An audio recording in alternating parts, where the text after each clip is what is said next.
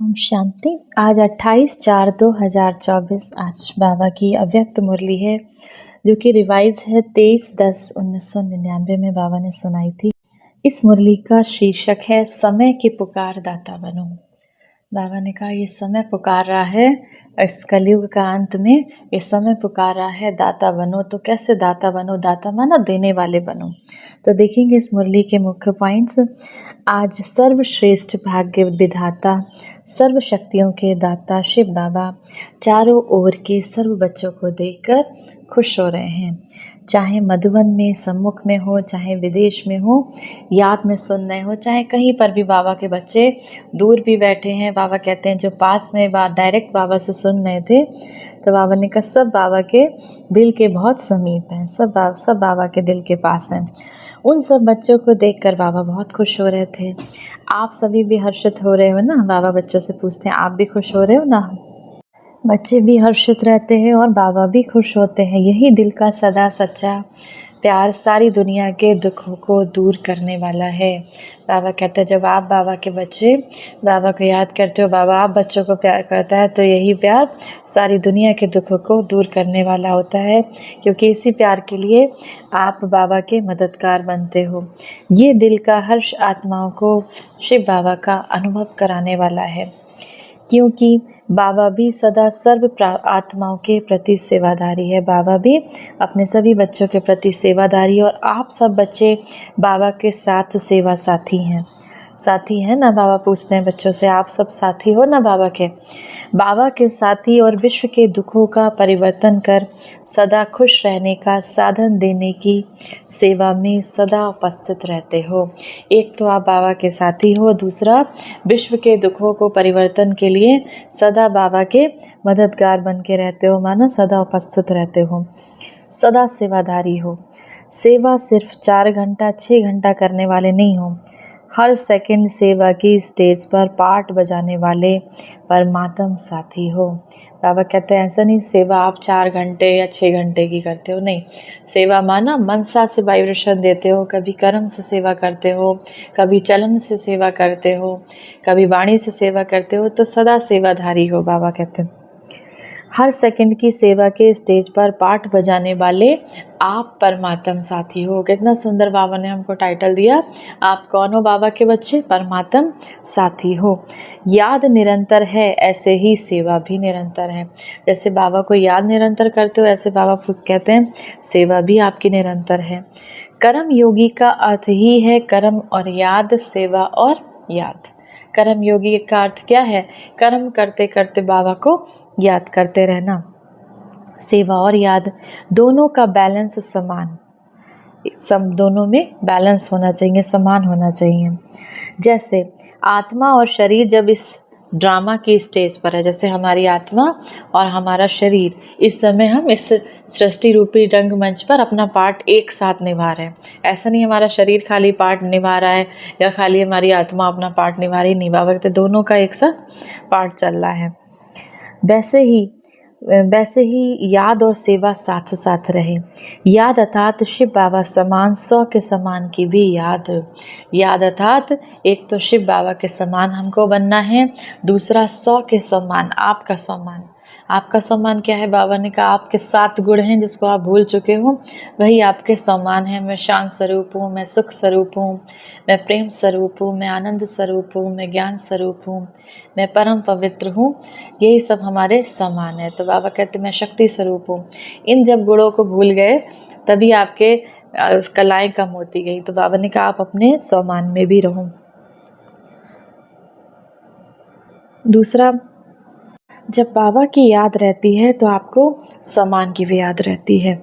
अगर सम्मान में नहीं रहते, अगर अपना सम्मान से वाइब्रेशंस नहीं देते, तो याद भी पावरफुल नहीं रहती। जब हम भूल जाते हैं मैं मास्टर सर्वशक्तिमान आत्मा हूँ, मैं प्रेम स्वरूप आत्मा हूँ, मैं सुख स्वरूप आत्मा हूँ, तो बाबा को भी याद नहीं कर पाते। क्योंकि योग कितनी देर करते हैं हम? आधा घंटा, 1 घंटा, 2 घंटा लगातार बैठ के, लेकिन चलते फिरते रहते हैं, क्योंकि कर्म की सृष्टि पर है, कर्म हमको करना ही है। तो कर्म करते करते हम सम्मान में रहेंगे, और जब सम्मान में रहेंगे, जब हमें याद रहेगा मैं शांत स्वरूप आत्मा हूँ, तो बाबा भी याद रहेगा।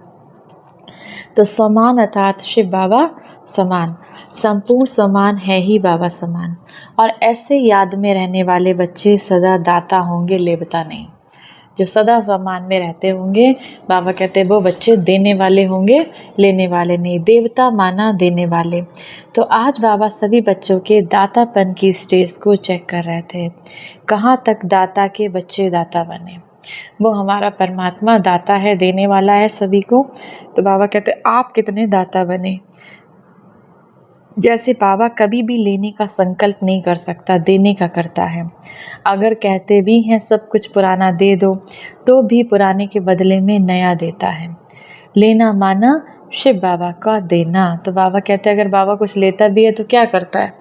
बाबा ने हमसे क्या लिया, हमारे पुरानी कमियां कमज़ोरियां हमसे ले ली और हमको दिया क्या, बदले में बाबा ने हमको याद दिलाया कि तुम एक शांत स्वरूप आत्मा हो, तुम एक प्रेम स्वरूप आत्मा हो, तुम एक आनंद स्वरूप आत्मा हो। बाबा ने हमको ये सब याद दिलाया।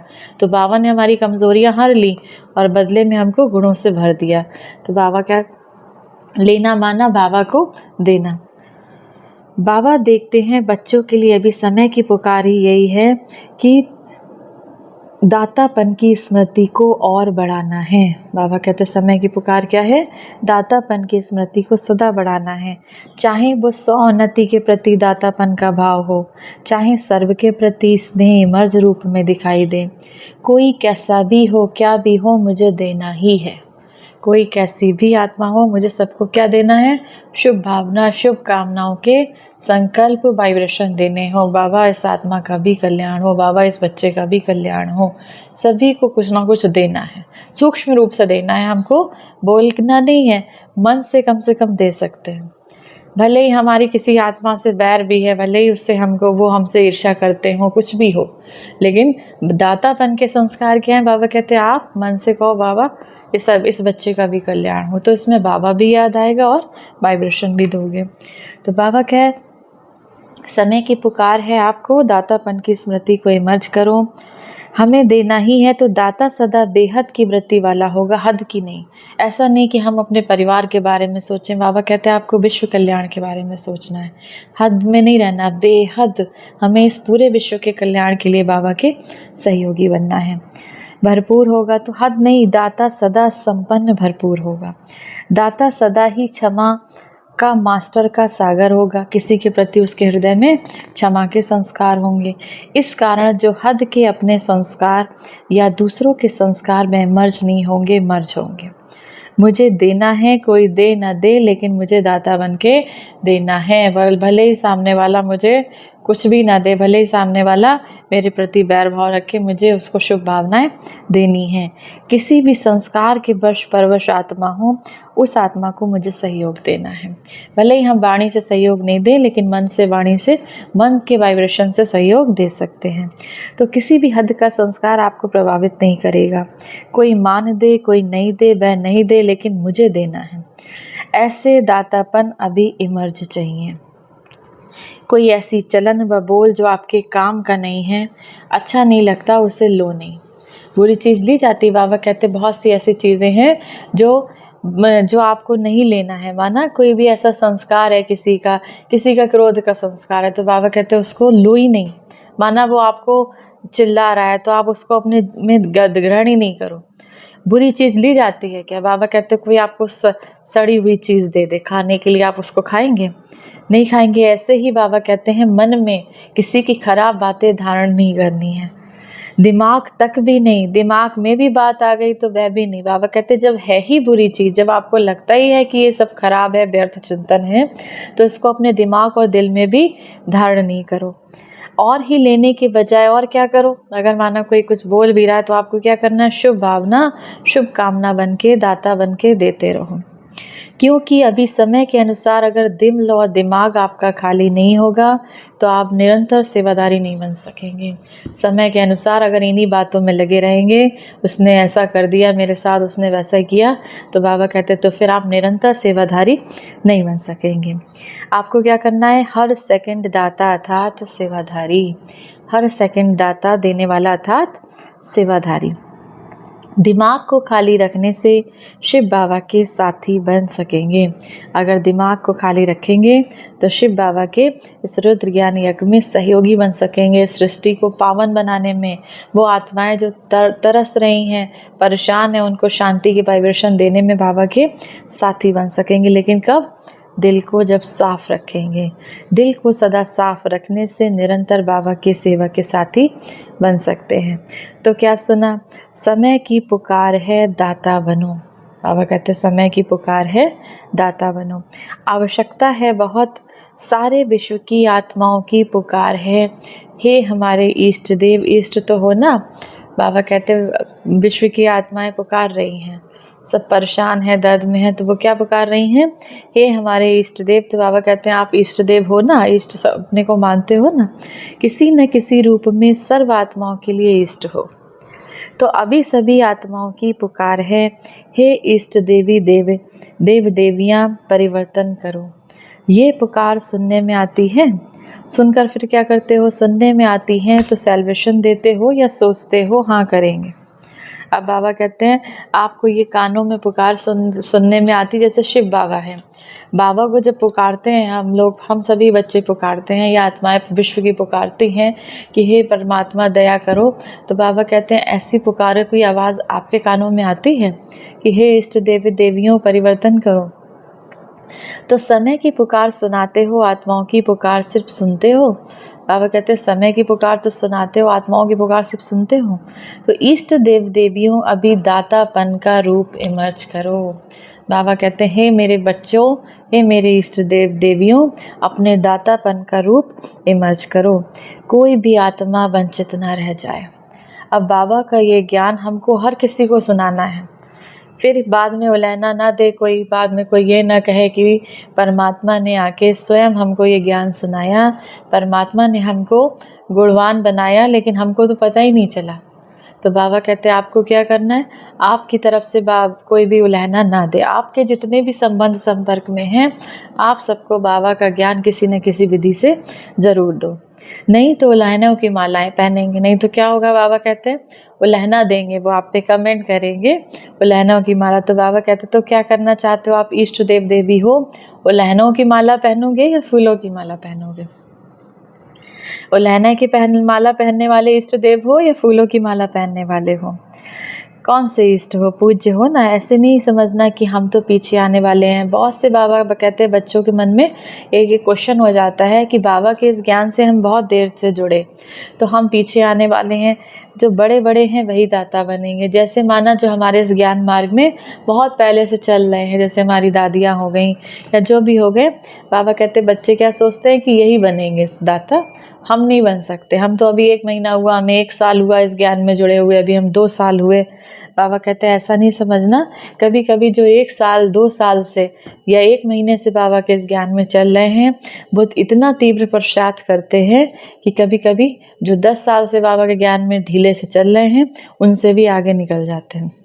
तो कभी भी ये सोच कर दिल शिकस्त नहीं होना कि बड़े ही बड़े दाता बन सकते हैं, हम नहीं बन सकते।